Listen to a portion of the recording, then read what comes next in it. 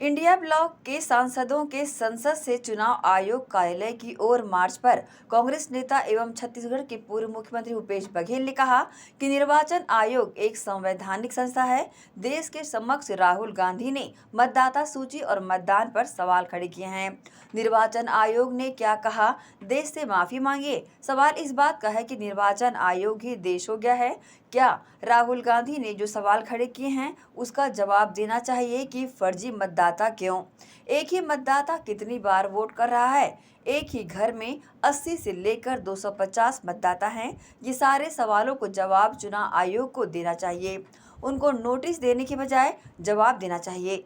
देखिए, सबसे पहली बात यह है कि निर्वाचन आयोग एक संवैधानिक संस्था है और उसके समक्ष, देश के समक्ष राहुल जी ने कुछ सवाल मतदाता सूची पे, मतदान पे उन्होंने सवाल खड़े किए। निर्वाचन आयोग ने क्या कहा? देश से माफ़ी मांगे। तो सवाल इस बात का है कि निर्वाचन आयोग ही देश हो गया है। दूसरी बात यह है कि उन्होंने जो सवाल खड़े किए हैं उसका जवाब देना चाहिए कि आखिर डुप्लीकेट मतदाता क्यों? एक ही मतदाता कितने बार वोट डाल रहे हैं? एक ही घर में 80 से लेकर 250 मतदाता हैं। तो इन सारे सवालों का जवाब देना चाहिए निर्वाचन आयोग को। वो दाएं बाएं क्यों कर रहे हैं? क्योंकि ये मसला पूरे देश से जुड़ा हुआ है, लोकतंत्र से जुड़ा हुआ है और इससे हर आदमी परिचित भी है और प्रभावित भी है।